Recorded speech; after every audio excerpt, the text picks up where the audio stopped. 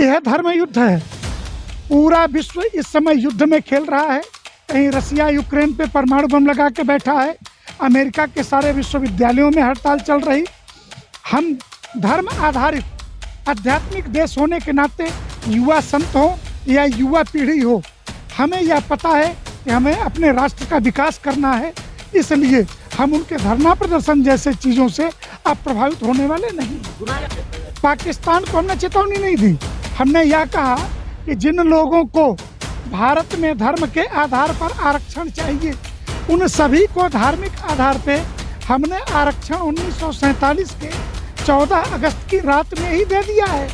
और जिनको वहाँ आरक्षण चाहिए वो यहाँ से ट्रेन पकड़े पाकिस्तान निकल ले।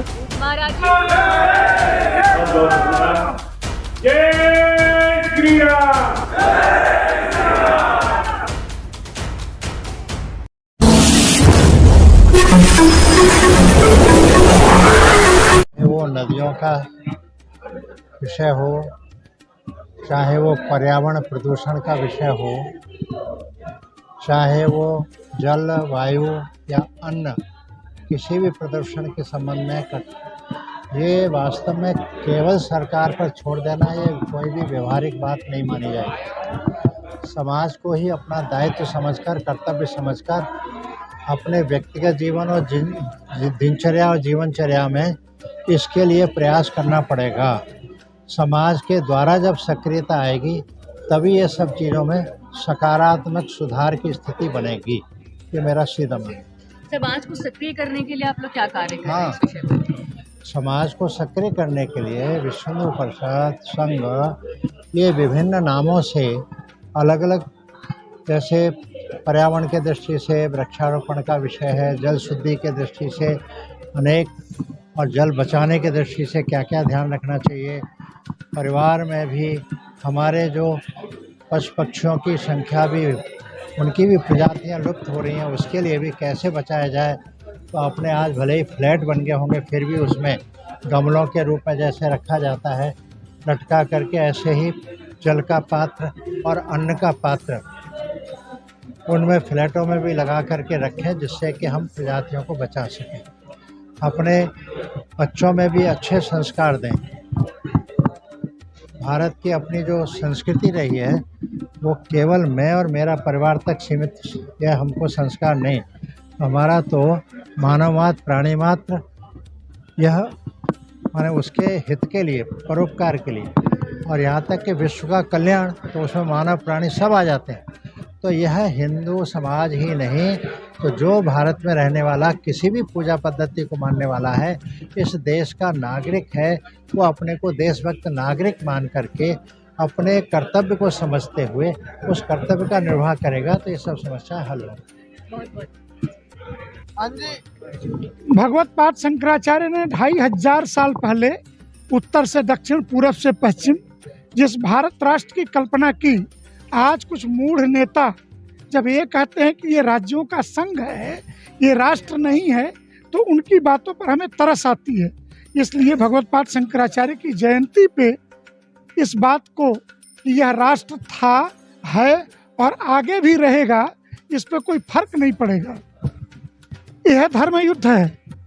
पूरा विश्व इस समय युद्ध में खेल रहा है। कहीं रसिया यूक्रेन पे परमाणु बम लगा के बैठा है, अमेरिका के सारे विश्वविद्यालयों में हड़ताल चल रही। हम धर्म आधारित आध्यात्मिक देश होने के नाते युवा संत हो या युवा पीढ़ी हो, हमें यह पता है कि हमें अपने राष्ट्र का विकास करना है। इसलिए हम उनके धरना प्रदर्शन जैसे चीज़ों से अब प्रभावित होने वाले नहीं हैं। गुरुजी, आपने मंच पे एक पाकिस्तान को लेके सवाल किया था, आप कैसे देखते हैं? आपका क्या मन के अंदर भाव आया जो पाकिस्तान को आपने खुले में मंच से चेतावनी दी? आजादी पाकिस्तान को हमने चेतावनी नहीं दी। हमने यह कहा कि जिन लोगों को भारत में धर्म के आधार पर आरक्षण चाहिए, उन सभी को धार्मिक आधार पे हमने आरक्षण 1947 के 14 अगस्त की रात में ही दे दिया है। और जिनको वहाँ आरक्षण चाहिए वो यहाँ से ट्रेन पकड़े पाकिस्तान निकल ले। महाराज जी, अयोध्या में जो रामलला की प्राण प्रतिष्ठा हुई, इस पर सोशल मीडिया पे बहुत से हिंदुओं की अलग अलग टिप्पणियां देखने को मिली। इस पर आपके क्या विचार, क्या कहना चाहेंगे? जो ये फर्जी टिप्पणी करने वाले लोग हैं, उन्हें मैं हिंदू नहीं मानता। इस देश के 4000 शीर्ष संत, शंकराचार्य से लेकर रामानंदाचार्य, सनातन हिंदू धर्म के 127 परंपराओं के 159 प्रकार के आचार्य, और जिसमें से 56 वनवासी समूहों के आचार्य वनों में से निकल कर के राम जन्मभूमि के प्राण प्रतिष्ठा में पहुँचे, और काफ़ी हाउसों में दारू पी करके बैठने वाले सो कॉल्ड इंटेलेक्चुअल उस पर प्रश्न उठाएं, हिंदू समाज कभी स्वीकार नहीं करेगा। मेरा एक सवाल आपसे और है, आज के समय में जो जाति विभाजन हो रहा है, इसके ऊपर आप क्या कहना चाहेंगे और क्या संदेश देना चाहेंगे? जाति सर्टिफिकेट संतों के यहाँ से नहीं बनते, जाति हमारी कोई व्यवस्था नहीं, हमारी व्यवस्था वर्ण और आश्रम है।